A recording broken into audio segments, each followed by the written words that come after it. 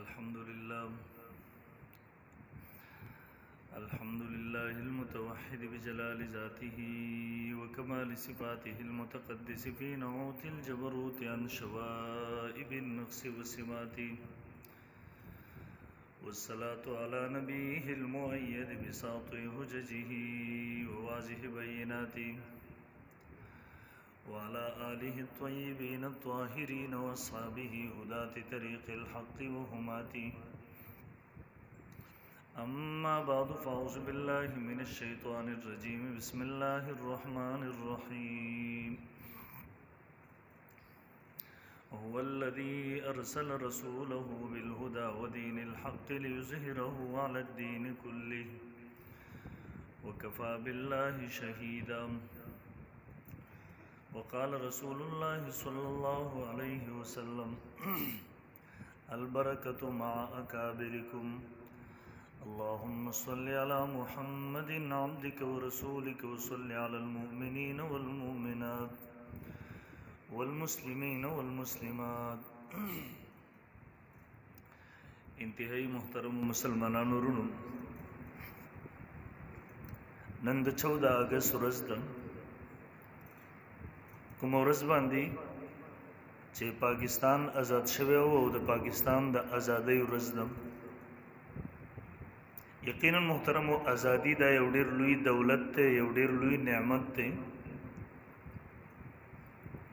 کوم خلک چې د ازادۍ والا د لوی نعمت او دولت نه محروم وي، او وی محترمو د انسانیت ژوند او زندگی او نشي تیرولې، په یو دین باندې او په یو شریعت باندې او عمل نشي کولای، او د الله رب ذوالجلال د بندګۍ په ځای باندې به د بندګانو بندګي کوي. ځکه محترمو د الله رب ذوالجلال بندگی انسان هلک کولای شي کله چې انسان ته ازادي ملاوي. دیو جن محترمو کله چې قیامت پر ورځ باندې جهنميان الله رب ذوالجلال ته عذر وړاندې کوي چې مونږ باندې پابندي و، مونږ د تا عبادت نشو کولای، د بندګانو د طرف نه په مونږ باندې پابندیانې وي، زمونږ په لار کې رکاوټونه وو. الله رب ذوالجلال ورته جواب ورکړي: ان ارضی واسعه فإیاي فارهبون. زما زمکه خو ډیره پراخه او وسیع او چرته بل ځکه به تلوي، کوم ځکه تا تر دین ازادي و، تا تر مذهب ازادي و، د الله په احکاماتو باندې ژوند او زندگی تا تیرول شو، الته به د هجرت کړه وې تلګوي. دیو جن محترمو د پاکستان ازادي د دې لپاره محترم دوه قسمه تاریخونه هغه مخې ته نظر ساتل پکار دي. یو محترمو د جنگ ازادي په نوم باندې دا مستقل تاریخ دی، او دویم نمبر د پاکستان ازادي. دا ازادي د چان راغلی و ست تفصیلاتو د دین مخ کې محترمو هغه د جنگ ازادي ته تک غواړي. الته چې انسان نه تل او دغه خاکه انسان نه مطالعه کړي تر هغه وخت پورې د په تاریخ باندې نشي پوهېدی. تر دې وخت پورې د تقسیم دغه فارمولا، تر دې وخت پورې ازادي حاصل شو، د چانه ازادي ملاو شو، دغه ازادي چاته ملاو شو، په کومه طریقې سره ملاو شو، دغه نه مخکې محترمو د جنگي ازادي تاریخ مخې ته ساتل پکار. هند باندې محترمو د 300 کالو نه 1556 واخله تر 1857 پورې د مسلمانانو حکومت. دلته مغلو دورو په 1600 کې د برطانیې د ایسٹ انډیا کمپنۍ په نوم باندې یو کمپنۍ رااله، خلک د تجارت په نوم باندې هندوستان ته راغلل، او دې خلکو په لیسنس حاصل کو، دیو په هندوستان کې اجازتنامه حاصل کړل او الته د کمپنۍ آغاز کو بنیاد کې خو خدا محترمو اصل کې تجارت د فارنو راغلی، نه د کمپنۍ مقصد تجارت او نه د دیو د راتګ د تجارت د پاره. دا د یو لوی تحریک آغاز او چې بیخي د معمولی سیز نه دی شروع، دلته کمپنۍ شروع شو، زی په زیره دی کمپنۍ شاخونه کولاو شو،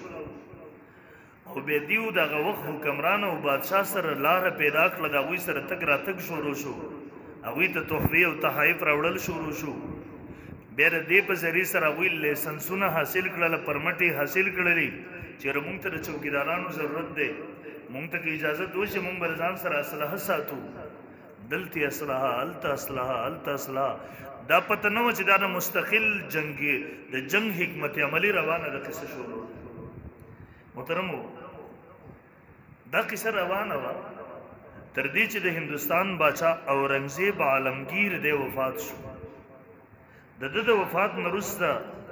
د مغلو د سلطنت دا ټوکړې ټوکړې شو او د خور شو د دې نه پس هندوستان کې د مسلمانانو هغه عروج زوال طرف ته روان شو حتی چې په 1757 کې د میر جعفر د غدارۍ د وجې نه نواب سراج الدوله شهید شو د انګریزانو د غداري وکړله د انګریزانو نمک حلالي وکړله د مسلمانانو سره غدر وکړو د اسلام په جامه کې وو او د هغه غدارۍ د انګریز د هغه خدماتو د وجې نه پیرنګی راغی څوک چې د انګریز سره جنګېدو مقابله کول نواب سراج الدوله چې لوی مجاهدو د انګریزانو مقابله کوله د هغوی مخې ته رکاوټ او پیرنګیانو دی شهید او دویم طرف ته په دغه وخت کې 1757 کې د میر صادق د غدارۍ د وجې نه چې مسلمانانو سره غداري وکړله او د برطانیې د پیرنګیانو سره وفاداري وکړله د مراعاتو د مفاداتو د وجې نه د دغه غدارۍ د وجې نه انګریزانو پیرنګیانو ټیپو سلطان شهید کو محترم او شهید شو د دې دوه کسانو دا شهادت د مسلمانانو د پر لوی صالحه وا د مسلمانانو د پر لوی صدمه وا او د مسلمانانو د کمزورۍ هغه آغاز او شروع چې یقینا مسلمانانو تر دیو په شهادتونو سره ناقابل تلافي نقصان ورورسي او محترمو هم په دغه طریقې 1843 کې انګریزان رو خوریدل شروع شو پیرنګیان تر دې پورې چې د 2000 تر شهادت نرسته په 1843 کې دیو مخ کې سند تر ورسېد قبضه وکړه علاقې فتح کړې دا سلسله روانه و تر 1857 پورې په پوره جنوبي ایشیا کې دیو خپل ځیل خورې کړ او پوره دیو د خپل حکومت او د خپل راج اعلان وکړ مسلمانان مغلوب شو اسلامي حکومت ختم شو ټوکړې ټوکړې شو او دیو دومره مستحکم شو د 1857 پورې چې باقاعده پیرنګیانو اعلان کوو ویل مونږ غواړو د اسمان که په مونږ باندې رالویږي د اسمان مونږ په خپلو خپو په ښکرانو باندې ټینګولی شو کلکولی شو حالات محترمو دې ته ورسېدل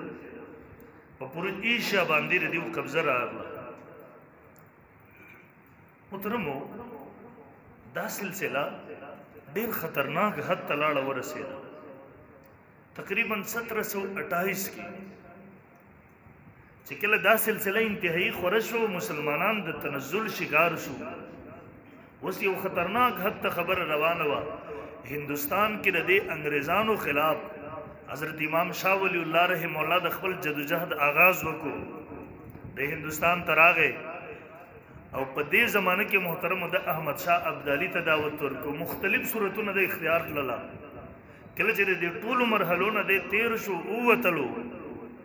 د محترمو د مسلمانانو د ذهن سازی کوشش وکړو د یو اسلامي لټریچر مسلمانانو ته مهیا کو او د ټولو نه اول اسلام په تور د نظام باندې پیش کو حجت الله البالغه ولیکلا نور کتابونه شاه صاحب رحم الله ولیکلا کوشش داو چې مسلمان د قران نه لري نشي مسلمان د خپل دین نه لري نشي مسلمان د جهاد نه لري نشي د مسلمانانو خو دی غلام جوړول غواړي د مسلمان نوجوان ذهن غلام نشي ورنه مسلمان به دغه غلامۍ نه کلم نشي راوستي دیو کوشش وکړو شاه ولی الله رحم الله ګوتې کټ کړلې چې په کومو ګوتو باندې هغه حجت الله البالغه لیکلې وه هغه لټریچر لیکو مسلمانانو ته مهیا کوو د ذهني غلامۍ نه د بچ کولو کوشش یې کوو مختلفې مرحلې راغلې بهرحال شاه ولی الله رحم الله هغه تحریک مخ په وړاندې بوتلو کوشش یې وکړو او په 1803 کې کله چې حالت خطرناک صورت اختیار کو امدا تحریک و شاه ولی الله رحم الله لټریچر مهیا کو سنس افراد و ذهن سازی وکړه 1803 کې حضرت شاه عبدالعزیز رحم الله چې دا شاه ولی الله رحم الله جانشین دی هغه زوی دی د فتور لاله د هندستان د دارالحرب کېدو ول هندستان دارالحرب دی دا جنگ کور دی اوس مسلمانان په عبادت نشي کولای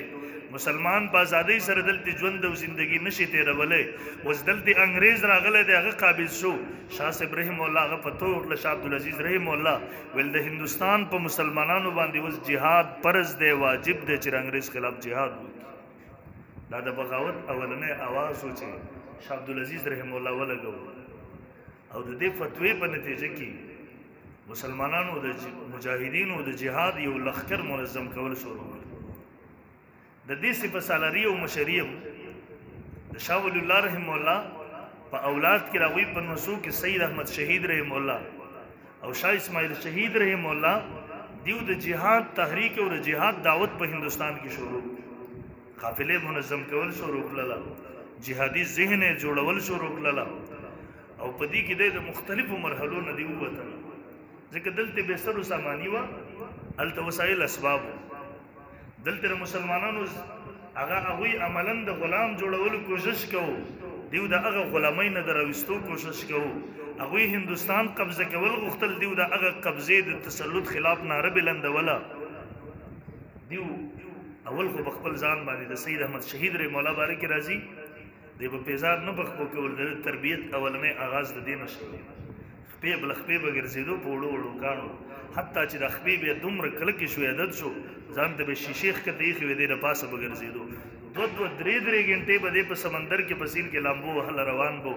ځکه د دشمن نه د بچاو لارې همدغه وې په دغه وخت کې. او محترمو دیو په هندوستان کې د شاه عبدالعزیز رحم الله دا فتوا راواغستله، یو جماعت د مجاهدینو منظم کړ. د دې ځینې دیو راله د هندوستان نه پنجاب ته راغله، د دې ځینې دیو سیند ته راغله، او سیند کې دیو باقاعده د جنگ آغاز وکړو د انګریزانو خلاف، ځکه اولنۍ قبضه پیرنګیانو په سند کې جمع کړې وه، او بیا د سند نه دیو راغله دلته پېښور ته.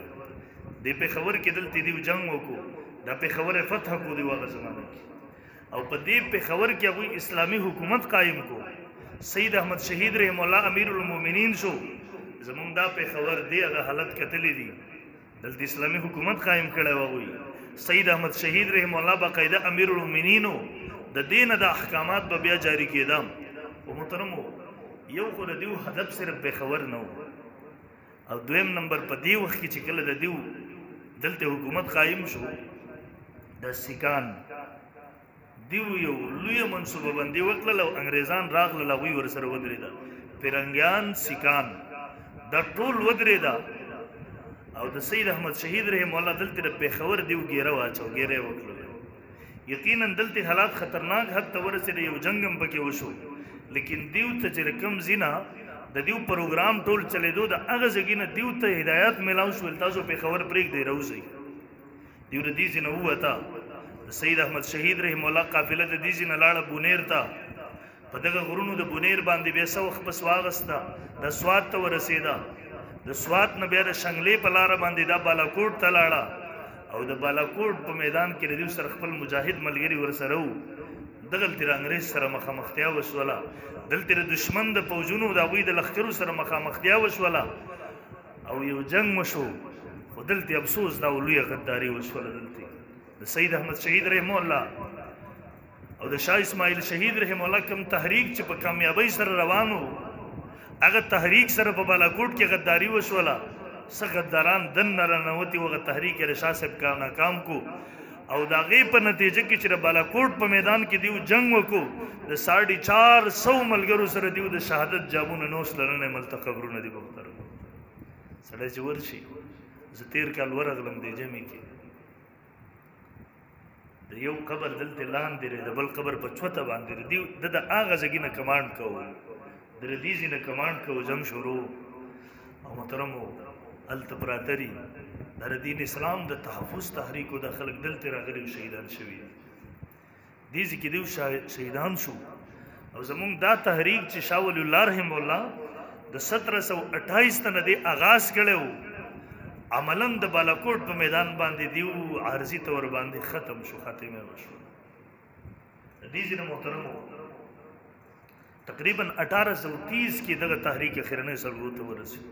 او دا تحریک زمونږ کامیابۍ ته ونه رسېد. محترمو د دې تحریک شکست در مستقبل لپاره لایحه جوړه شوله. آینده کې دیو د شکست په اسبابو باندې غور وکړو د شکست اسباب چې وو محترم هغه یو خو په دنه خلک راننستلیو دویم د شکست لوی وجه او سبب چې وو هغه زمونږ په صفونو کې د وابیت په نوم باندې څه عناصر خواره شوي وو د وابیت په نوم باندې هغه تحریک د ناکامولو کوشش هغوی کړی وو د دې وجې نه محترمو مستقبل کې چې زمونږ مشرانو د آینده تحریکاتو لپاره اصول وضع کول یو اصل پکې دا وو ول زمونږ دې تحریک ته به هر هغه سړی راتلی شي چې د خلافت عثماني سره تعلق ساتي اگر چې هغه کمزورو شکار دی لیکن هلته زمونږ یو مرکزیت قایم دی او دویم نمبر د فقه حنفي التزام به کوي دلته به د فقه حنفي چې نه مني زمونږ د تحریک فرد نشي ګرځېدلی ځکه دلته خو فقه حنفي د مسلمانانو مذهب را روانو دلته عملی اسلامي حکومت پاتې شوی سلطان عالمگیر رحم الله پاتې شوی دا سلسله راغرسېدلې و نو دلته بل مذهب چا نه برداشت کړ محترمو دا سلسله په دې باندې ختمه شوله 1857 جنگ آزاد 1857 پورې د حالات هم دغه څه وسلې 1830 نه تر 1857 پورې انګريزانو ظلم تشدد زی په زی باندې شاعر الله د خپل اندي کول مسلمانانو زړونو د انګريز خلاف د بغض او عداوت نه ډکو د نفرت د مسلمانانو په وینه کې لکه وبو شامل شوی وو اوس دی وخت کې مسلمانانو د غصه پر په عروج باندې و دی وخت کې محترمو د په دغه وخت کې محترمو د میرټ د هندستان یو علاقه د دین د جنگ ور شروع شو او ردیز نه دا خورېدل شروع شو هم په دې 1857 کې په تانبون کې اجلاس وشو د اجلاس کې حاجی امداد الله مهاجر مکی رحم الله د علماء دیوبند پیر په دې کې مولانا قاسم نانوتی رحم الله په دې کې لوی لوی علما مشایخ ناسو دیو مشوره کې څه وکړو حاجی امداد الله مهاجر مکی رحم الله راي داوا ویلیر زمونږ سره اسباب نشته ره زمونږ سره وسایل نشته ده مونږ په دې کې نه یو چې مونږ د انګريز سره جنگ وکړو زمونږ دا طاقت نشته ره مولانا قاسم نانوتی نور الله مرقد او فاسدو هغه ته جواب ورکړو ورته وی د بدر په میدان کې چې مسلمانان څومره کمزوري وو بے سر و سامانه په حالت کې آیا مونږ دا غینه کمزوري یو مولانا قاسم نانوتی رحم الله چې دا خبره وکړه حاجی امداد الله مهاجر مکی رحم الله پاسر وی بالکل زما انشراح صدر وشو سینه می کلاو شو بالکل زه په خبره پوه شوم د دې جن شروع وشو د انګريز خلاف د بلې جنگ د 1857 جنگي ازادي چې د شاملي په میدان سره مونږ پیژنو په دې کې د دیو امیر مشر چې هغه حاجی امداد الله مهاجر مکی رحم الله مقرر شو چې دا د علماء دیوبند پیر او مرشد او د جنگ سے فسالار د دارالعلوم دیوبند بانی مولانا قاسم نانوتی رحم الله منتخب شو د دیو قاضي د جنگ په دوران کې مولانا رشید احمد گنگوهی رحم الله مقرر شو او حافظ زامن شهید رحم الله او مولانا یعقوب مظهر نانوتی رحم الله مولانا منیر نانوتی رحم الله دا جنگی کمانډران جوړ شي او د یو طرف نه کمانډ کو بل طرف نه کمانډ کو او محترمو د 1857 جنگي ازادي دا مرحله شروع شو جنگ وشو ول مسلمانانو انتهایی بے سر و سامانه کیو عملاً حکومت د انګريزانو هر سره وی په تسلط کیو کمزوري مسلمانان وی په لاسونو کې غس دیو په دې وخت کې د چن علماء او چن مجاهدینو یو بے سر و سامانی دا بل ټوله دنیا په دې وخت کې خلاف ده عملاً دا وی د پارزمک ور او تبي ګرځیدلې و حتی چې زمونږ دغه تحریک دغه حالات وروجه نه د 1857 جنگي ازادي یو ځل بیا وې د شکست سره مخامخ او د دې جنگ په باداش کې تقریبا 3.5 لک مسلمانان شهیدان شو کوم درسګونه چې شاه ولی الله رحم الله نه سلسله را چلیدلې هغه درسګونه وران شو جمعتونو مناریخ کتر وګرځېدې هغه د الله اکبر ناری چې صداګانې چې بلندې دي ختم شولې هندستان کې تحریکات شروع شو د مسلمانانو د ختمولو د اسلام عملاً د ختمولو د پاره زی په زی باندې ملي دي د اسلام د ختمولو کوششونه دي او په دې وخت کې محترم هغوی د عیسایت تبلیغ د پزور او شور سره هندستان کې شروع دا د عیسایت تبلیغ زی په زی باندې لګیا مناظرو میدانونو مو لګیدا زی په زی باندې مبلغین د عیسایانو راغله د عیسایت تبلیغ هم شروع شو او محترم پورا کلی مرتد شوی په دې وخت کې پورا علاقې مسلمانان دا مرتد شوی او خبره دې حد ته ورسېده چې انګریزانو باقاعده ادارې قائم کړې چون کې ډیر خلک دغه سیو شهیدان شوي او د دې نه پس یو داسې خونین منظر تیر شو د انګریزانو به علما راوستل دا به ودرول اور به ورته بل کړی و یو کاغذ به ورته رامخې ته کوي انګریز وفادارۍ ته دسخط کوي که په دې اور سوځېدل غوره کوي دیو به په اور سوځېدلو ته ترجیح ورکړه لیکن دسخط به غلامۍ ته نه کوو دا څلوېښت علما به بربنډ کړله دا به په اور د پاسه باندې سملول د دیو لاسونه به هلته وراته شو دا به وسوځېده څلوېښت علما به ورته نور ودرولي ورته به ویل دا حالت ګورئ هغوی به ورته ویل او دا حالت ګورو ورته به ویل کاغذ ته دسخط کوئ که ستاسو هم دغه انجام خوښ دی دیو هم دغه انجام غوره کوي څلوېښت علما بیا بربنډېږي په اور د پاسه باندې سوځېږي یو انګریز وایي ما وکاته د سوو غوښو بویونه راتله ویل زه چې راغلم په دغه یو چوک باندې په زرګونو علماو دیو سوځولي و بربنډ کړي یو په خپله باندې یو انګریز لیکي ویل موږ د دهلي نه واخله تر خیبره پورې موږ تماشه وکړله موږ ننداره وکړله چرته یو دغسې چوک په نظر باندې رانغی چرته یو دغسې ونه په نظر باندې رانغلله چې هلته انګریزانو یو عالم ونې ته ځوړن کړی نه دی او هغې په ګولو سره وړاو کړی نه دی شهید کړی نه دی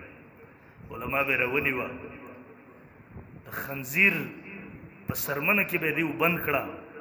دا به هلته ورته مخامخ کو بل ته به یې ټوپک ورکو ورته به یې ویل وله هغه عالم به هغه د خنزیر په سرمنه کې وویشتلو او د دغې ګولو سره به د سرمن سورۍ شوه دغه عالم وینو به دارې وهلې بهر به راوتې یو طرف ته که به دارې راوتې بل طرف ته به د کلمه شهادت آواز راتلو هم په دغه حالت کې په سوونو زرګونو علما هم په دې بې دردۍ سره شهیدان محترمو حالات د دې نه پس چې حالات څه نه څه معمول ته راتله دوی ورته بیا مبلغین مناظرین دا راوغوښتل اوس د مسلمانانو ماشومانو پاتې وو زنانې پاتې وې د هغوی هېڅ ساسره نه وه روټۍ درک یې نه لګي جامې درک نه لګي بیمار شي د دوایي درک نه لګېږي روپۍ نشته دی هېڅ شی نشته دی انګریزانو بل چال دا وچلو راغله هغه میاندو ته ویل د بچې مونږ ته راکړه دلته ته روټۍ نشي ورکولی مونږ مفت روټۍ ورکول ته جامه نشي ورکولی جامه به مونږ ورکوو علاج معالجه به مونږ کوو ستا دې بچو ته به سبق وایو تربیت به ورکوو دا به لوی شي دا به د حکومت په مختلفو محکمو کې راشي ملازمتونو باندې به راشي دیو به ځان ته هم ګټي تاسو ته به هم ګټي بچي به هم لوی شي عجیبه دا وه د شهیدانو پلارانو بچي چې کوم 1857 کې د ازادۍ دپاره شهیدان شوي وو د کفر خلاف د هغوی بچي به ورته هغه عیسایان جوړول دا غټه خطرناکه خبره وه دې وخت کې دې وخت کې د عیسایت تبلیغ شروع پوره کلي عیسایان کېده او په دې وخت کې د مناظرو میدانونه مو ولګول مولانا قاسم نانوتي صاحب نور الله مرقده مختلفو میدانونو ته په دې وخت کې د مناظرو میدانونو ته حاضري کړې ده چې مناظره جوړه شوله مولانا قاسم نانوتي صاحب نور الله مرقده نماینده لیکلی دی مختلفو ادیانو والا یې لیکلي مولانا قاسم نانوتي صاحب رحم الله یې راوغوښتو حضرت صاحب راغې مناظرې ته هغه عیسایانو چې وکړه دی بیمارو چې دی خو دلته هم راورسېدو یو لوی مناظر دی د بهر نه راغوښتی و هغه ورته حضرت جي تاسو راشئ خپل بیان وکړئ دلایل پیش کړئ مولانا قاسم نانوتي رحم الله ورته نه ته خپل اول پیش کړه زه به یې وروسته پیش کوم ځکه ما دغه پیغمبر کلمه ویلې ده چې هغه آخري نبي دی دی ورته نه جي مینه ته شروع کو هغه ورته بیا وایي صحیح د سبا اول وویم سبا وروسته وویم ته په منځ کې ووې ځکه ما دغه پیغمبر کلمه ویلې ده چې هغه اولین هم دی آخرین هم دی دی بیا منلو ته تیار نه شو مینه ته شروع کو مولانا قاسم نانوتي رحم الله مایک ته راغی 3 غنټې د اسلام په حقانیت باندې دلایل پیش کړله په خپله موضوع باندې 3 غنټو پورې خبره وکړله به 3 غنټې چې ختمې شولې هغه عیسایان جواب ته راپانسېده یو عیسائی پاسېدو اعلان یې کو लोगों आज कासिम नहीं बोल रहा था कासिम की जबान पर इल्हाम का परिश्ता बोल रहा था नन कासिम नानूती नो लगिया दागा पर जब इल्हाम परिश्ता लगिया हुआ वे बस ये इंदूरा पासे दो अगर हिंदू अर्तवई काश आप मुसलमानों में है मुसलमानों ने आपकी कदर नहीं की ته په مسلمانانو کې مسلمانانو د تا قدر نه دی کړی که ته مونږ هندوانو کې خدای پیدا کړی وی مونږ به د هندوستان په چوک چوک باندې ستا بت جوړ کړی وی سجدې به ورته لګولې مولانا قاسم نانوتي رحمه الله جواب ورکوي په تاسو کې الله قاسم نانوتي پیدا کوي نه د مسلمانانو په کوڅه کوڅه باندې د نبی علیہ السلام د ختم نبوت په صدقه کې الله قاسم نانوتي پیدا کړی دی مسلمان کس کس قاسم کے بت بنا کر پہنچے گا دلته دا محاذونه مګرم دې ته هم حاضري کوله او 1857 جنگ آزادۍ کې چې د په سالار دی 27 سال کال عمر دی 22 کال د دین وروسته محترمو چې کله دا مرحله شروع شوه دیو د ماشومان به وړه هغه عیسایان جوړول دا ډېره خطرناکه خبره وه یعنی د شهید پلار بچی هغه عیسایي جوړېږي مولانا قاسم نانوتي رحمه الله او دې اکابرو په 1866-67 کې دارالعلوم دیوبند بنیاد کې خودو او دیو راغله هغه پلارانو ته هغه میاندو ته ورغله ورته ویل دا بچي هغوی ته مه ورکوئ انګریزان یې درته جوړوي عیسایان یې درته جوړوي دا خو د شهیدانو پلارانو بچي دي ویل بچي مونږ ته راکوي مونږ به مفت روټۍ هم ورکوو مونږ به مفت لباس هم ورته ورکوو مونږ به ورته مفت علاج معالجم کو دلته به مفت رهایش هم ورکو د شهید پلار بچی به واپس مجاهد جوړو د شهید پلار بچی د هغې به تربیت کو هغه به صحیح مسلمانان جوړو او محترمو دارالعلوم او په دې وخت کې صرف دا نه وه هغوی سر سید احمد خان دلته راوستو هغوی دغسې نور خلک راوستله هغوی لګیا د مسلمانانو د تهذیب د ذبح کولو او تباه کولو دپاره هغوی کوشش کوو محنت یې کوو او محترمو هغه کوشش او محنت ډېر خطرناک و هغوی د علماء دیوبند موقف دا و دې وخت کې چې د انګریز په فوج کې برتي حرام ده د دیو سره لین دین ساتل حرام دی د ترک موالات په فتوا کې مولا مدني صاحب عدالت ته پیش شوی او خبرونه ترخ کې راوړی خو دلته دې خلکو ورته ویل نه اول خو دیو غلط عقاید نظریات په خپل اختیار تلله بیدا په مسلمانانو کې خورول شروع کړله او مسلمانانو دې ته تیارول شروع کړله چې په هغه طریقې سره نو غلامان شوي مسلمانانو وینې پیش کړې وي اوس په بلې طریقې سره کوشش او جدوجہد شروع شو چې مسلمانان غلام جوړ کړي خو دیو کوشش کوو هغه لاډ میکال اعلان کوو ویلکم نصاب تعلیم چې موږ دلته راوړو د دې مقصد به دا وي یو سړی به په نوم باندې مسلمان وي خو دا قید نظریات بر یهود او د نصارا وي د هغوی کوشش دا و ویل له شکل نه به یو سړی هندوستاني وي لیکن ذهنن به د انګلستاني وي دی به پیرنګی وي انګریز به وي مولانا قاسم نانوتي رحمه الله د دارالعلوم دیوبند بنیاد کې ایښودو ویل فرمیل ویل په دې مدرسې سره به مونږ هغه نوجوانان تیارو مونږ به کوشش دا وي چې په شکل و صورت سره به یو سړی هندوستاني وي لیکن د ذهن و دماغ او د شکل و صورت نه به دی مسلمان وي دی به د رسول الله صلی الله علیه وسلم په رنګ کې رنګ وي د دا قید نظریات به د مسلمانانو وي دی به د هغه کفر مقابله کې دلته به موږ دغسې خلک تیار او د 1800 د دارالعلوم دیوبند مقصد یې بیانوو ویل د دارالعلوم د قیام مقصد دا د 1857 د 4.5 لکه شهداو د انتقام اغستل دي د هغوی بدل اغستل چاہے دارالعلوم کې اینډ سے اینډ بوت جائے دلته نه شروع شوله د اوږد تاریخ دی محترم تفصیل ته نشم ویلی ټایم بیا نشته دی د دې مدرسې اولنی طالب محمود حسن اولنی استاذ ملا محمود دلته اولنی سبق د ازادۍ ملاویږي دلته اولنی سبق د حریت ملاویږي آغا محمود حسنو مستقبل کی په هندوستان کې د پیرنګي خلاف تحریک رشمی رومال د شروع دا رشمی رومال کی دیو په دغه زمانه کې د سلويخ ملکونو سره رابطه قائم کړي و سلويخ ملکونه به سر سامانه حالتو ډېر د تعجب خبره تفسیرن علما ور باندې تحریک رشمی رومال په نوم کتاب لیکل شوی تاریخ باب د مستقل او په دې تحریک کې د سلويخ ملکونو سره د دیو رابطه او د هغوی تایید حاصل کړی او د پیرنګیانو د برطانیې خلاف د سوپر پاور او دغه باقاعده په خپله هم دوره وکړه لاړو هغه سعودي عرب ته ورسېدو شاګردان یو ځای بل ځای ولېږل دلته مسلمانان تیار کړله ترکیه راوستله او د افغانستان په لاره باندې په هندوستان باندې حمله کوله لوی پلانینګ تیار شو دا پلانینګ په اخرنۍ مرحلو کې دا بیخي په اخرنۍ مرحلو کې کله چې ټول نقشه د جنگ تیار شوله کله چې ټول نقشه برابر شوله مولانا عبید الله سیندی رحمه الله د هغه ځای نه کابل کې یو سړي ته هغه ټولې نقشې ورکړلې خو بیا دا به رسمي رومال باندې په داسې طریقې سره لیکل کړي چې بغیر څوک نه پوهېده دی عبدالحق نوم یو کس د سند و هغې ته حواله کړله ویل څه که البته حج ته لاړ شي 3-4 میاشتو کې به سړی په دغه سمندري جهازونو کې رسېدل ویل ته به د دې په ذریعې سره لاړ شي هلته او دا خطوط به شیخ الهند رحم الله ته ورسئ ورته ووایي چې زموږ جنگ په خپل اخرنۍ مرحلو کې د نقشه دې نه پس مونږ باقاعده آغاز کوو او هندوستان د فتح کولو کوشش کوو دلته به د اسلام د جنډې د اوچتولو کوشش کوو دغه عبدالحق چې مسلمان و منافق و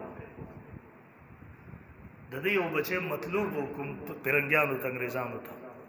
دیو غداري یې وکړله د سند ګورنر ته راغی هغه خطوط یې ورکړله رزونه یې پاس کړه دا تحریک په خپل اخرنو زګونو کې و بس دې عروج ته رسېدو والا علما لیکي مورخین لیکي که دا رازونه په دې وخت کې نوی پاس شوی نو کم پیرنګیان چې د هلته نه راغلي و مسلمان غلام جوړول غوښتل دغه پیرنګي ته به په بری صغیر کې سمندر هم ځای نه وی ورکړی هغوی دغسې یوه نقشه جوړه کړې وه چې دا پیرنګې چا چې 4.5 لکه مسلمانان شهیدان کړي وو چا چې د مسلمانانو تهذیب د خپو لاندې کړی وو څوک چې لګیا وو په پوره وسایلو اسبابو سره راغلی وو مسلسل 100 کاله دلته محنت کړی وو د هغې ټول محنت د هغه خپو د لاندې کېدو دغومره پورې جمله یو مورخ لیکي هغه وایي که دا راز نه و پاس شوی دا تحریک خپل اخري اختتام ته رسېدلی وی نو په دې خطه کې به انګریز ته سمندر هم پناه نه ورکړی دې ځینې به د مردار تللی لاسونه به یې تللی هغه رازونه پاس شو هلته د شیخ الهند رحم الله او د هغه د ملګرو ګرفتاري وشوله دیو د مالټې جیل ته ورسېده دا د هغه وخت خطرناک جیل و نن چې د کیوبا جیل دی دا په سخته جزیره کې و شیخ الهند رحم الله سره د 5 ملګرو چې ورسره میا او زیرګل صاحب زموږ د دې څښاکوټ هم ورسره و دیو هلته ګرفتار شو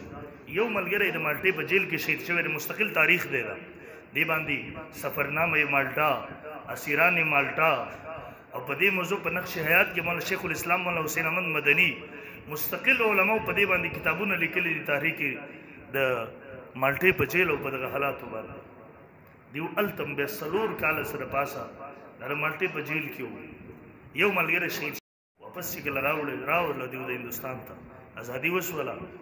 شیخ رحم الله چې کله وفات شو اچھا ورته غسل ورکوو هغه مولانا حسین احمد مدني رحم الله ته ویل حضرت ملا خو ټوله سوي و سورۍ شوي وه کې روغ ځای نه و مولانا مدني صاحب رحم الله شیخ الاسلام په ژړا شو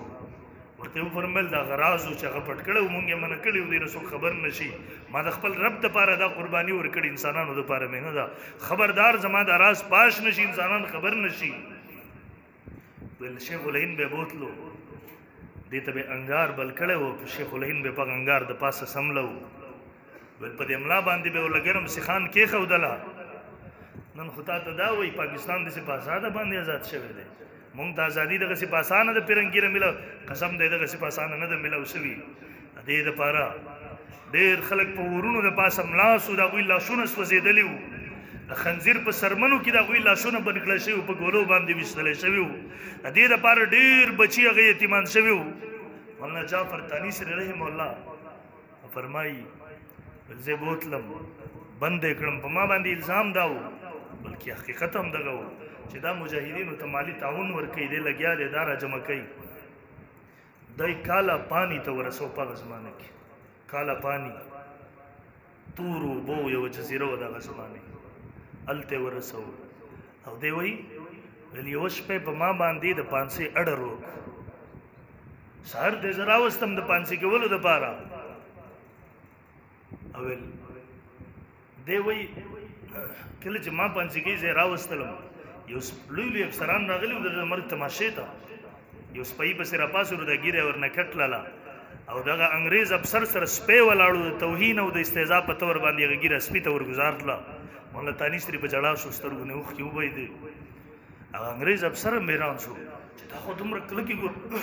ګردې والا سړی و د خو کله جړا نه منل نن په جړا څنګه شو په خپل ځاني سره مولا لیکي وایي مونږ چې ګرفتار کړو مونږ په مالګاډو کې بند کړو او ردیزي نه روان کړو ملتان ته روان کړو وایي 3 میاشتې مسلسل سفر و په تنګو تنګو بیرکونو کې مونږ بند کړي وو او سیخان وسپنې راته هر طرف نه لګولې وې هغه چې په مالګاډي جټکه وخړل سیمان به سیخان برانه وته بدن کې کله د شا نه کله د مخې نه کله د ښۍ ګس طرف نه ویل مسلسل ولاړه ده 3 مهینو پورې دا سفر دی ویل بدن به م وینې شو هغه وینې نوونه یې وکړله پیپه وکړو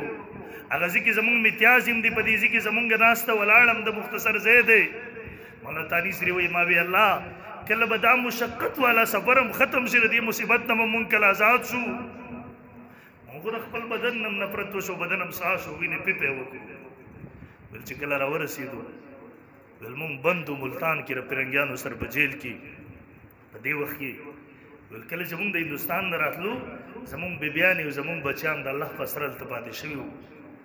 هېڅ سره یې نه وه ویل څه موده پس انګرېز راپسې هغه ماشومان بچي هغه بیبیانې راپسې ملتان ته راورسولې ویل هغه ډېر د بې بسۍ منظر و ویل هغه ښځه او بچي سهار ته راپسې راوستله مل په لاسونو خپو کې درنې درنې اتکړۍ او بیړۍ دي هغه ماشومان راته جاړي په خپو کې لوړېږي بیبیانې راته یو کاغذ را مخې ته کوي انګرېز ورکړي دي وایي د خاوندانو نه په دې دستخط واخلئ د ځان سره بوځئ هغه کاغذ را مخې ته کوي د بې بسۍ یو منظر دی په خپلو لاسونو کې اتکړۍ دي مخامخ برنګې دشمن انګرېز ولاړ دی هغه په مونږ پسې نن خوشحالي کوي دې خوا بچي او ښځه هغه د بې بسۍ یو حالت کې هغه راته جړا کوي ویل بیبي ته مې اشاره وکړه ما ورته ماشومان د ځان سره سنبال کا ځئ واپس هندوستان ته مخامخ د اسلام دشمن په مونږ باندې خوشحالېږي پرنګی را باندې خوشحالېږي واپس هندوستان ته ځئ که الله کړې وه انشاءالله دنیا کې به دوباره ملاقات کېږي که قسمت کې ملاقات نه وي انشاءالله د قیمت په سبا به ملاوي تاسو خیال دی دا دغسې په اسانه ازادي نصیب شوي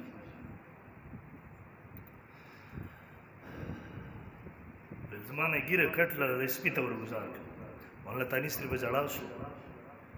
دیو هم وایي چې دومره لوی ګردې والا سړی څنګه په ژړا شو هغه افسر پسې راپاڅېدو ورته وایي جعفر تاني سري تر اوسه موږ وجلې نه یې ویرېدې اور ورته ډرا نہیں ہو ڈرا نہیں ہو رب کعبہ کی قسم ڈرا نہیں ہو اپنی اس داڑھی پہ رش کر رہا ہو جس نے مجھ سے پہلی اللہ کی ہاں جان دے دی یرے دل نعما خپل دغه ګیرې ته بس خېږم چې زمانه مخکې د رب دربار کې قرباني ورکړه بهرحال محترمو دا ټولې مرحلې تېرې شوې شیخ الهند رحم الله د مالټې جیلونه د کاله پانی د زمونږ د علماو تاریخ باندې ګواه دي مستقل تاریخونه دي نن انګرېز په خپله باندې د دې خبرې اقرار کړي واپس ازادي وشوله او محترمو دا سلسلې وچلې دی اخره کې په 1915 کې مسٹر محمد علی جناح دې محترمو د دو قومي نظریې په بنیاد باندې आवाज بلند زه اصل خبرې ترالم تر اوسه ما تمهید وچلو بس اصل پاکستان ازادۍ تر اعظم ان شاء الله سنه نقشه هم ذهن ته راغلي دو قومي نظریې مطلب دا و چې هندوان او مسلمانان د په یو وطن کې نشي اوسېدی مسلمانانو د آزاد وطن په کار دی چې هلته دیو په اسلام باندې عمل وکړي د الله بندګي وکړي دیو کلا او طریقې سره ژوند او زندګي تېره کړي دا د دو قومي نظریات په بنیاد باندې आवाज اوچت شو هلته یو طرف ته او دې پر دویمه ناره دا ولګول پاکستان کا مطلب کیا لا اله الا الله محمد علی جناح رحمه الله هغه خلک په دې ناره باندې را متفق کولو ځوانان را پاسولو کوشش کوو خو دلته دویم طرف ته یو طرف ته مسلم لیگ आवाज اوچت شو بل طرف ته کانګرس سو علما د دیو سره ملګري و دا وی موقف داو ویلنا هندوستان زمونږ 300 کال د زمونږ حکومت تیر شوی دی انګريز راغله د مونږه کمزوري کړی ورته هر کله چې په هندوستان به واپس زمونږ لاسو کې راځي مونږ په تقسیم باندې نه راځي کیږو ځکه دا مسلمانانو تقسیم دی دا د ملک او د وطن تقسیم نه دی هغوی ناره ووله واغه طرف هغوی هم نیکریتي وه دویم طرف تر مسلم لیگ ناره وه پاکستان کا مطلب کیا لا اله الا الله دیو تحریک چلو خو دیو ملګرتیا لپاره څوک په اسانه نه تیارېده ځکه هلته چې چا ناره لګول پاکستان کا مطلب کیا لا اله الا الله یو خو دغه په مخ باندې په خپله ګیره نشته دی په خپله په پینټ شرټ کې دی د هغه کپړې نشته دی هغه په خپل بدن کې لا اله الا الله نه ده ناپیس کړي د مسلمانانو ذهن ته دا ناره نه پرېوته ضرورت پېښ شو علامه شبیر احمد عثماني رحمه الله مولانا اشرف علي تانوي رحمه الله علامه ظفر احمد عثماني رحمه الله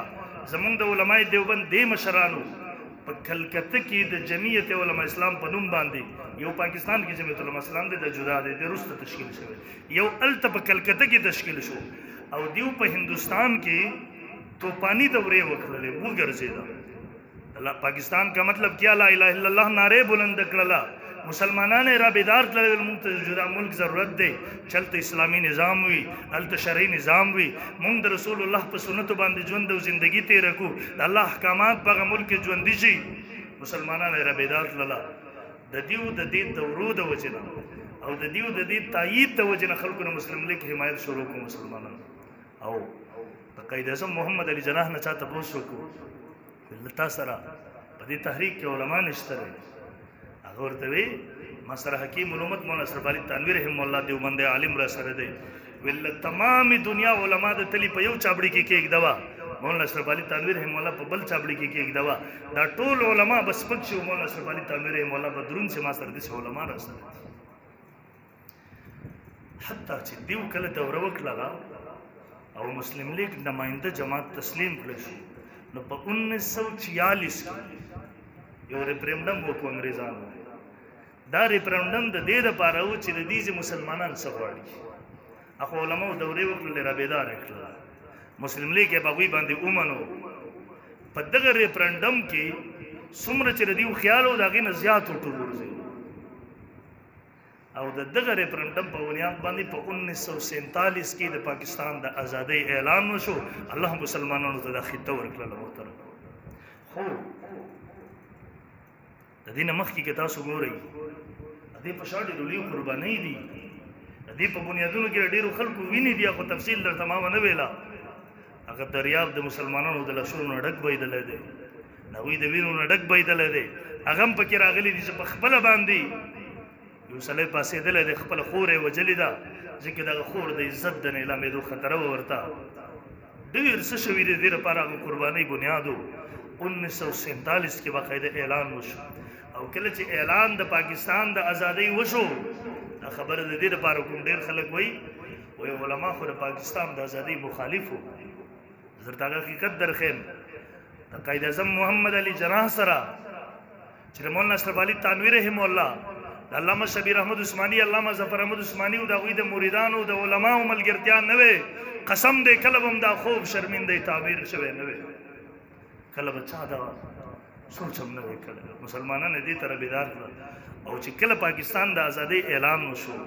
په 1947 کې د مشرقي پاکستان مغربي پاکستان کې جنډا قائد اعظم محمد علي جناح د شرف ورکو علامه شبیر احمد عثماني راوستلو ول دا ازادي د تاسو د مهنت مرهونی منت دی د مغربي پاکستان جنډا علامه شبیر احمد عثماني دیوبندي عالم چتکللا او په مشرقي پاکستان کې جنډا یو دیوبندي عالم علامه ظفر احمد عثماني رحم الله چتکللا او به چې کله مفتی شفیع صاحب رحم الله مولانا ظفر احمد عثماني مولانا شبیر احمد عثماني دا علما چې دیوبندي عالمانو دیو چې کله قائد اعظم محمد علي جناح ته راتلل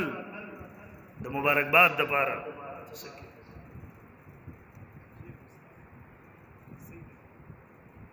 دیو چې کله قائد اعظم محمد علي جناح ته راغله د مبارکباد ورکولو لپاره او ورته پاڅېدو د دیو استقبال یې وکړو به دیو ته ویل تاسو ما ته مبارکباد مه راکوئ زه تاسو ته به مبارکباد درکوم ځکه پاکستان د تاسو په جدوجهد سره آزاد شوی دی د پاکستان ازادي ستاسو د جدوجهد مرهون منت او به یو کال باس په 1948 کې چې کله قائد اعظم محمد علي جناح وفات کیږي دومره اعتماد دی په دغه علماء دیوبند باندې باقاعده وصیت کوي زما جنازه به علامه شبیر احمد عثماني کوي علامه شبیر احمد عثماني رحم الله راضي دغه جنازه کوي دغه په قبر باندې 3 ورځې پورې راځي دعا کوي لہذا دا خبر هیڅ حقیقت نه لري علما کې خلاف وي نن به بیا تاسو دا خوب هم نه وی کتلی خلک اعتراض کوي علماء دیوبند خو خلاف ور پاکستان نظر دلیل څه دی شیخ الاسلام مولانا حسین احمد مدنی مولانا ابوالکلام آزاد امام شریعت سید عطا الله شاه بخاری دا غو کانګریس ملګری د هندستان د ازادي پاکستان د ازادي خلاف نارې نو یاد وساتئ مدرته تفصیل وایي مثل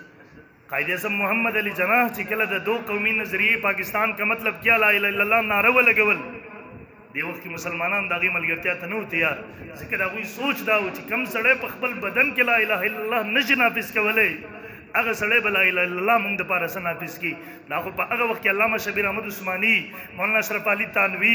علامه ظفر احمد عثماني دغه علماء دوره وکړه مسلمانانو کې تحریک را بیدار کو مداغي تایید وکړو مسلمانانو دې خبره ته بیدار لږ هغه مسلم لیگ ملګرتیا وکړي قائد اعظم قول درته ما پیش کو چا په خپل وای ما سره دا علما ولاړو ازادي د دیو مروري منت وا حتی چې مشرقي مغربي پاکستان کې جنډې هم د دیو په لاسونو باندې اوچت کړل د علامه شبیر عثماني علامه زبر احمد عثماني په لاسونو باندې د دواړه دیو بندیانو یو کال بعد 1948 کې چې کله قائد اعظم وفات کیږي هغه بیا وصیت کوي زما جنازه دي علامه شبیر احمد عثماني و چې هغه دیو بندیو جنازه وکړه به په قبر باندې راغی ودرېدو درې ورځې پورې داغه قبر ته راغی الته ودرېدو اعلان یې کوو دعای کوله او کله چې مبارکباد ته ورځي ما درته حواله درته هغه ورته خپله راپاڅېدو باقي هغه علما چې کوم مخالفت کوو هغوی وی ویل دا زمونږ د مسلمانانو تقسیم کوي هغوی د خپل ثوابدید په بنیاد باندې مخالفت کړی و هغوی وی که مونږ ته څوک دا ګارنټي راکړي چې په پاکستان کې به اسلام نافذېږي مونږ نن مخالفت پرې کوو او یقینا تاسو وګورئ دلته اسلامي حکومت قایم دی نه دی قایم دلته خو ګستاخانو ته رهایي میلاویږي یورپ ته ځي او غازیان دلته هغه پابند سلاسل کېږي د هغوی لاسونو کې هتکړۍ جیلونو کې پراته وي غازیان پانسي کېږي ګستاخانو ته مسلمان د یو ناموس رسالت دپاره تحریکونه چلی روډونو ته راوځي د هغه ملکو رقم چې د لا اله الا الله په نوم باندې آزاد شوی و او کله چې پاکستان آزاد شو دغه درې اکابرو د چا حواله چې ورکوي دیو خپل اختلاف د هغې نه پس ختم کو د یاد وساتئ دیو خپل اختلاف د هغې سره ختم کو دیو نوم اخلي د ابوالکلام آزاد رحم الله د پاکستانی پولیس د انټیلیجنس افسر عبدالرشید په پریس ریکارډ باندې دا خبره موجود ده کله چې پاکستان آزاد شو تقسیم وشو انګریزانو د آزاد ریاستونو ته اختیار ورکو ول تاسو چې کار د هندوستان سره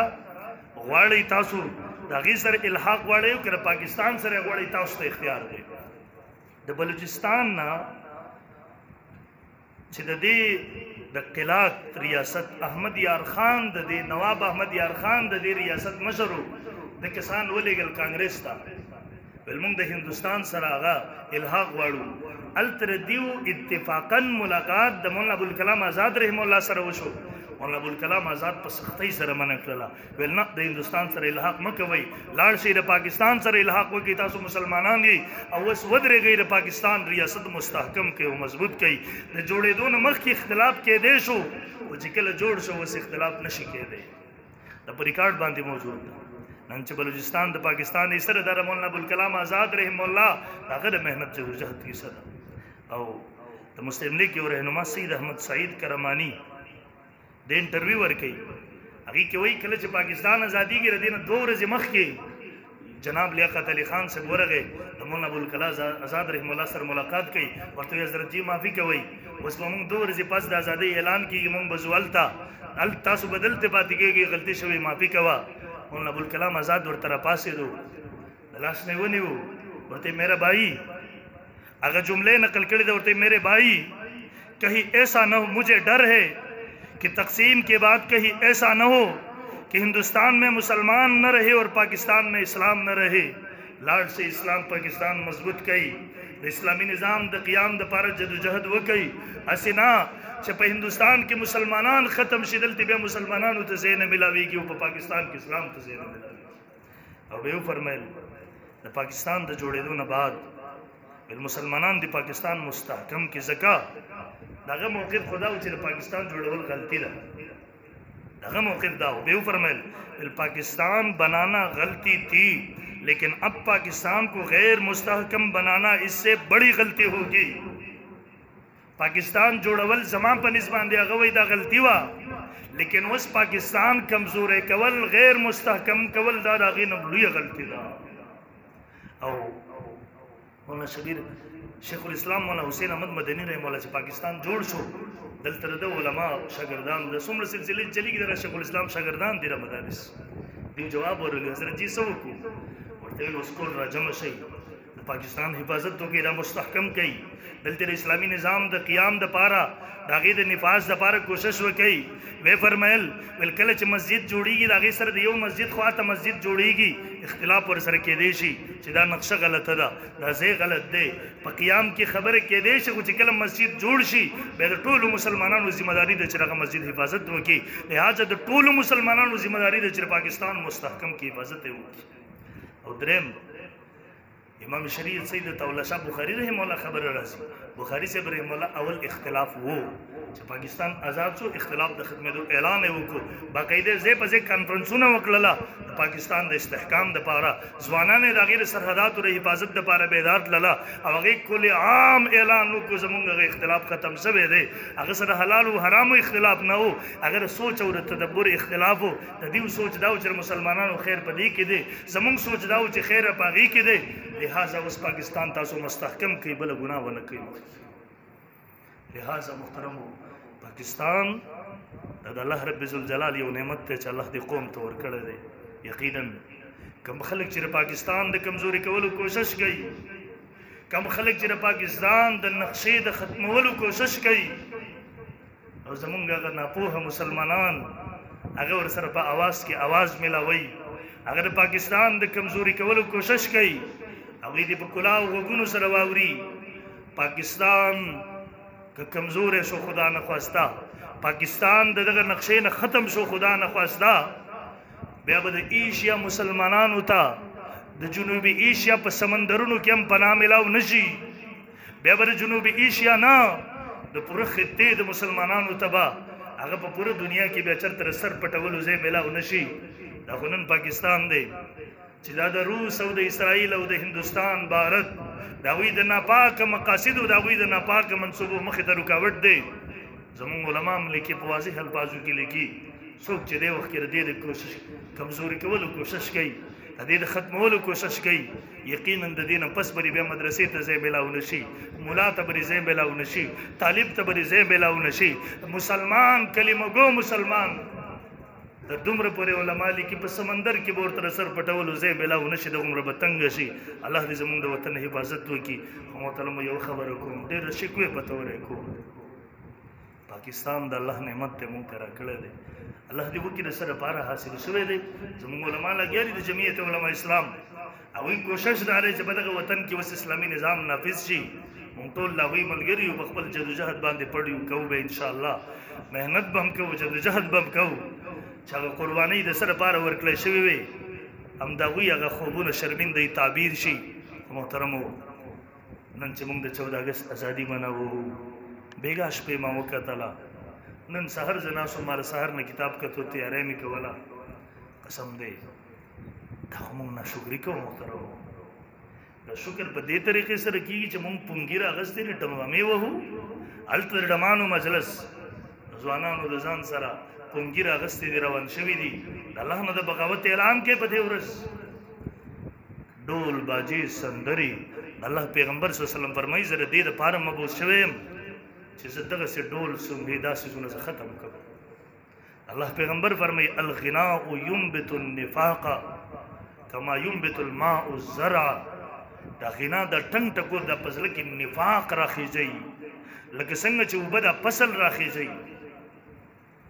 محترمو دا ازادي بناوهل نه دي دا غلامۍ طرف ته تګ دی دا طریقه د خوشحالۍ خو د مشرکین وه بدر میدان ته چې راتله هغوی د ځان سره ډمې راوستې ویل موږ به په بدر کې مسلمانانو ته شکست ورکوو هلته به بیا باډمامې وهو الته بیا خزي ګډو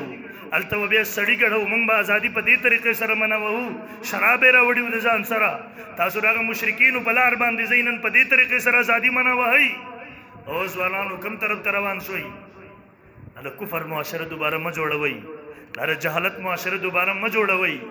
مکوي ناشکری الله دې نکي چې تاسو دغه جهالت د وجنا د تاسو دغه بغاوت د وجنا الله په پاکستان باندې عذاب راغلی عذابونو سره مخامخ یو د تاسو په دغه دمتوب سره د تاسو په دغه معصیت او بغاوت سره سینه په دې قوم باندې یو بل لوی عذاب رانشي الله دې زموږ د ملک حفاظت وکړي الله دې زموږ د وطن حفاظت وکړي الله دې زموږ په وطن کې اسلامي نظام راولي او زموږ ځوانانو ته دې الله عقل ورکړي چې الله د بغاوت د لارې نه راوباسي همدا ځوانانو دا تیر حکومت چې نو راغلی همدا باجی وهل زنده‌باد مرده‌باد وهل نن شرمېږي په هغه پیټیایي باندې هغه عذاب ور باندې دیو د دغه بغاوت په نتیجه کې مسلط شوی و نن یو بل عذاب ته ځوانانو نن یو بل عذاب ته دعوت مه ورکوئ بس کې د الله خاطر وکئ بس کې زه د الله واسطه در کوم زه د رسول الله صلی الله علیه وسلم واسطه در کوم ځوانانو بس ته بل عذاب ته دعوت مه ورکوئ د الله بغاوت مه کوئ راشي الله ته سجده ولګوي الله شکر ادا کوي دغه وطن د پاکستان د استحکام د لپاره دعاګانې وکړي ځوانانو کې شعور پیدا کړي دغه مخې ته د قربانۍ راوړي پاکستان په اسانه نه دی آزاد شوی دې په بنیادونو کې د ډېرو میاندو دغوی وینې دي دغوی د عزتونو تار تار کېدل دي دې په بنیادونو کې د ډېرو یتیمانو د ډېرو بچو آه او زاری ده دې په بنیاد کې هغه ډېر بې ګناه لاسونه دي هغه ډېر بې ګناه وینې دي دغه سیدار پاکستان کا مطلب کیا لا اله الا الله پرم سر آزاد شوی د ډمتوب د پاره نو آزاد شوی ځوانانو ډمتوب پریک دی راشي توبه واسي نن د 14 اگست ورځ ازادي دادا چې موږ دلته الله ته سجده ولګو خپل وطن د استحکام دعا وکړو موږ خپل الله ته توبه وباسو الله تر وسه پورې دا وطن 60-70 سال زمانه تیر شولا دا چې سره بار آزاد شوی او تر اوسه پورې مونږ اسلامي نظام دلته رافض نه کړی شو رب ذوالجلال مونږ توبه وباسو مونږ قصوروار یو مونږ معذرت خوا یو توبه وباسو تا ته بس دی د نن نه پس به دغه علماو مټې جوړېږو د هغوی اوږې به جوړېږو څوک چې په دې وطن کې د اسلامي نظام آواز لګوي انشاءالله هغه نعره به یو ځل نن بیا یادو پاکستان کا مطلب کیا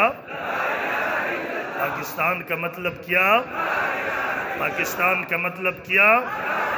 لا الہ الا اللہ دے ڈمتوب نہ دے